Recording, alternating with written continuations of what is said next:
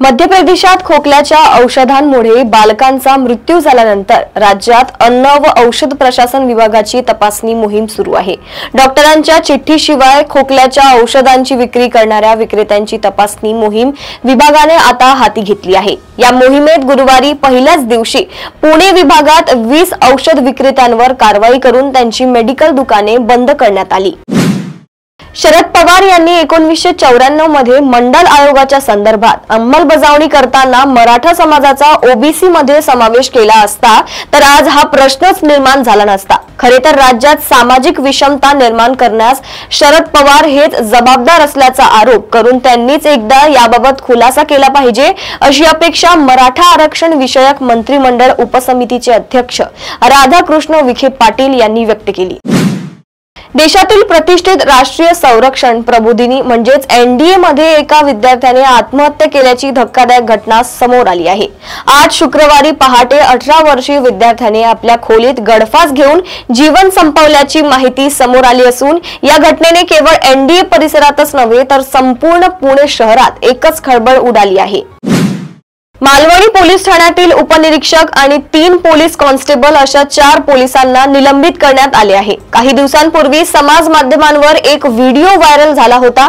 त्यातून पोलीस दलाची प्रतिमा मलिन झाल्याचा ठपका ठेवत या पोलिसांवर ही कारवाई करण्यात आली आहे। एकाच पोलीस ठाण्यातील 4 पोलिसांना निलंबित करण्यात आल्याने मुंबई पोलीस दलामध्ये खळबळ उडाली आहे। महामुंबईकरांना सामायिक तिकीट काढता येणाऱ्या मुंबई वन ॲपवर भीम यूपीआयने तिकीट काढल्यास 20% सवलत मिळणार असल्याची घोषणा मुंबई महानगर प्रदेश विकास प्राधिकरणाचे महानगर आयुक्त डॉक्टर संजय मुखर्जी यांनी गुरुवारी केली। येत्या काळात विविध प्रकारच्या टिप्पणीच्या आधारे ॲपचा विविधांगी विकास केला जाईल असेही त्यांनी सांगितले।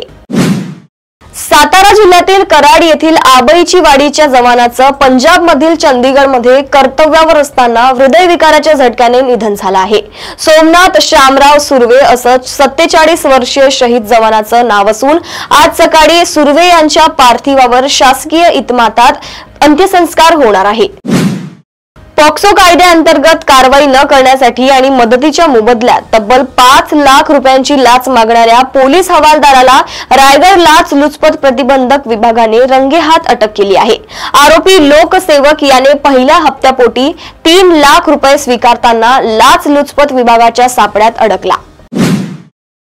दिव्यांग आरक्षणाचा लाभ घेऊन शासकीय सेवेत काम करणाऱ्या अधिकारी कर्मचाऱ्यांच्या दिव्यांगत्व प्रमाणपत्राबाबत राज्य सरकारच्या दिव्यांग कल्याण विभागाने महत्त्वाचा निर्णय घेतला आहे।